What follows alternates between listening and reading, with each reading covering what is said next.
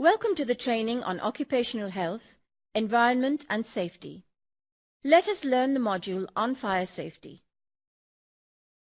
Before we begin, let's take a look at the key learning objectives.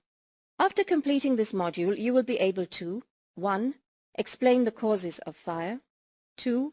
List precautions that can be used to prevent different kinds of fire. 3. Demonstrate the use of a fire extinguisher. 4. Follow safety procedures in case of a fire. Let's see what is essential for a fire to start. Click the image below to find out.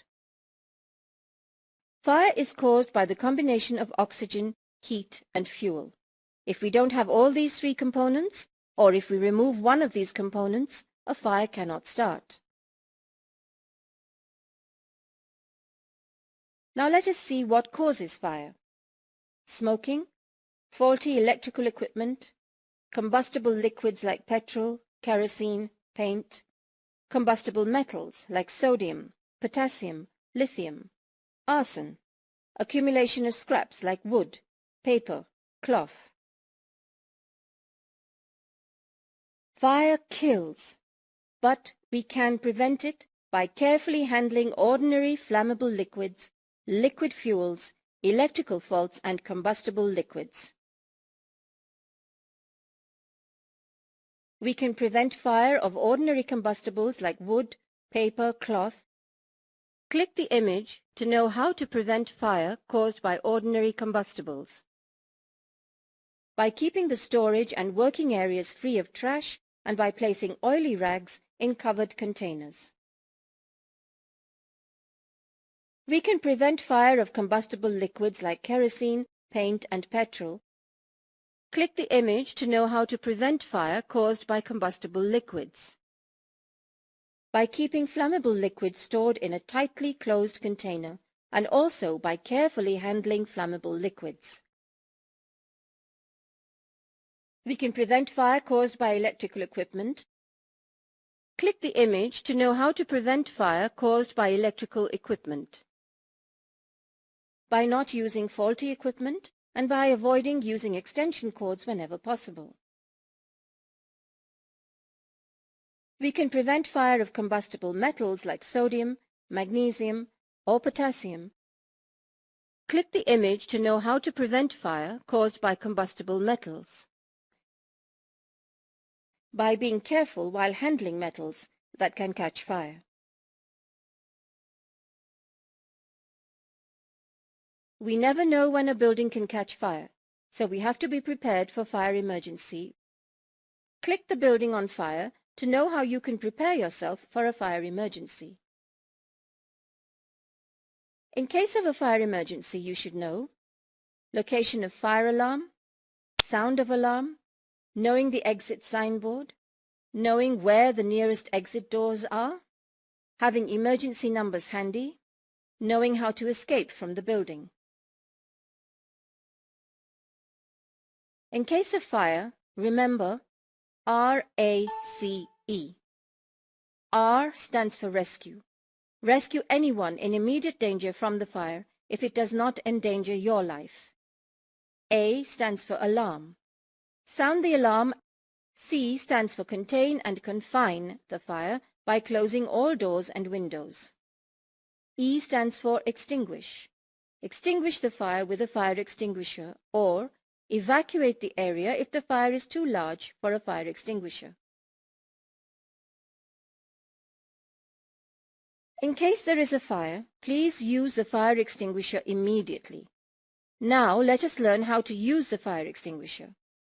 We need to remember the term PASS. It represents P for pull. Pull the pin of the fire extinguisher. A for aim. Aim at the base of the fire. S for squeeze. Squeeze the handle. S for sweep. Sweep side to side, aiming at the base of the fire. Now let us see who should know about fire safety. Every employee, firefighters, in fact, all of us. We should keep 3 numbers handy to be used in emergency. 1. Fire engine, 101. 2.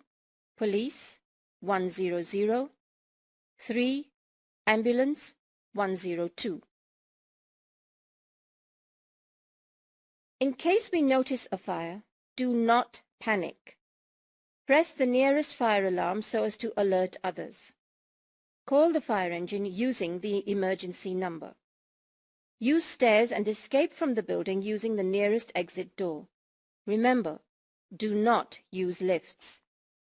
If you know how to use a fire extinguisher, fight fire using the fire extinguisher.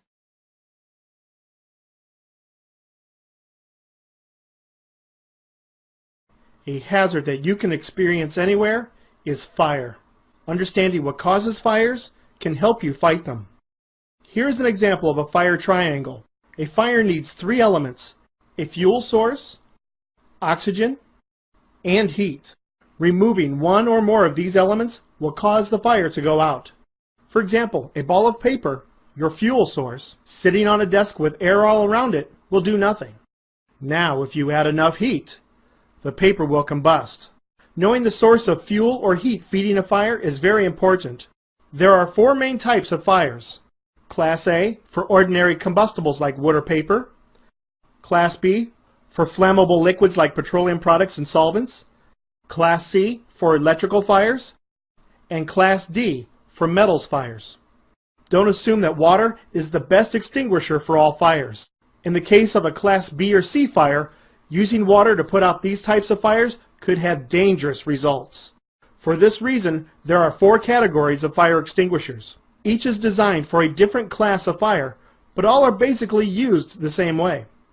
You can find what class or classes of fire the extinguisher is meant to fight by looking at the label on the outside of the fire extinguisher. Water types are only to be used on Class A fires, while CO2 types can be used on A, B, or C fires. When encountering a fire, it is important that you are confident in your ability to put the fire out, and that you can fight the fire with your back toward an escape route. Operating a fire extinguisher is very simple. An easy method to remember to fight fires is the pass method. P for pulling the pin, A for aim at the base of the fire, S, squeeze the handle, and S for sweep the base of the fire.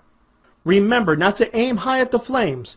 Your spray should be concentrated at the base of the fire. Fire extinguishers are intended for small fires. In fact, most extinguishers are only able to operate for 8 to 10 seconds. If the fire is ever too large and has grown beyond its original confined space, your escape path is threatened, or if you're not sure if you have the correct type of fire extinguisher,